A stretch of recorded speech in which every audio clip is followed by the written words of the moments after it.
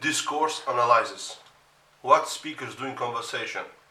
Discourse analysis is sometimes defined as analysis of language beyond the sentence. This contrasts with types of analysis more typical of modern linguistics, which are chiefly concerned with the study of grammar, the study of smaller bits of language, such as sounds, phonetics and phonology, parts of words from morphology, meaning semantics, and the order of words in sentence syntax.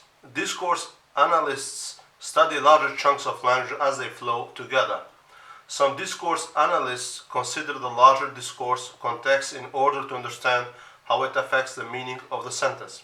For example, Charles Fillmore points out that two sentences taken together as a single discourse can have meanings different from each when taken separately. To illustrate, he asks you to imagine two independent signs at swimming pool. Please use the toilet, not the pool, says one. The other announces pool for members only. If you regard each sign independently, they seem quite reasonable, but taking them together as a single discourse makes you go back and revise your interpretation of the first sentence after you have read the second. Discourse and frames. Reframing is a way to talk about going back and reinterpreting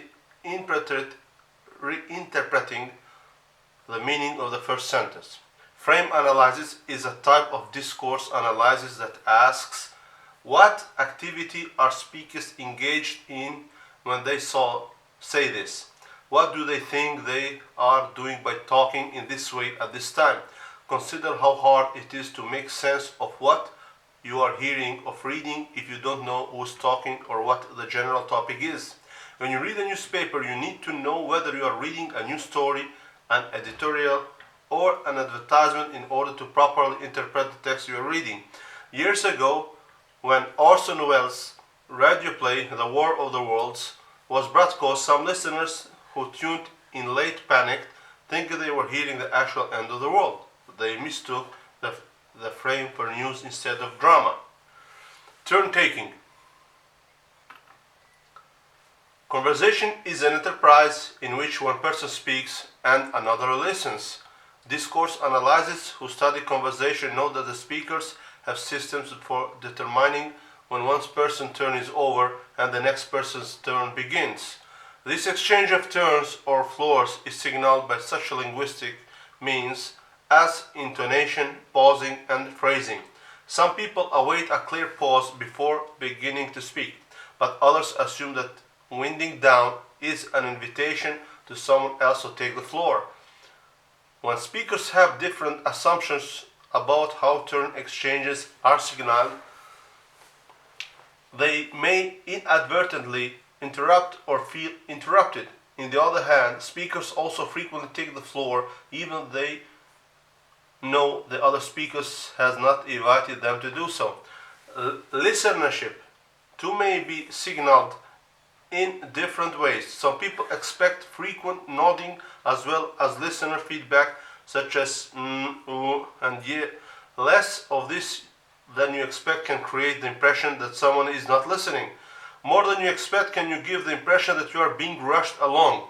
For some, eye contact is expected nearly continually. For others, it should only be intermittent. The type of a listener response you can get change how you speak. If someone seems uninterested or uncomprehending, whether or not they truly are, you may slow down, repeat, or over-explain, giving the impression you are talking down. Frederick Erickson has shown that this can occur in conversation between black and white speakers because of different habits with regard to showing listenership. Discourse markers. Discourse marks is the term linguists give to the little words like well, or, but, and that break our speech up into parts and show the relation between parts, or prepares the hearer for a surprising or just remembered item, and but indicates the sentence to follow is in opposition to the one before. However, these markers don't necessarily mean what the dictionary says they mean. Some people use and just to start a new thought, and some people put but at the end of their sentences as a way of trailing off gently, realizing that these words can function as discourse markers is important to prevent the frustration that can be experienced if you expect every word to have its dictionary meaning every time it's used. Thank you for watching and listening. Discourse analyzes what speakers do in conversations.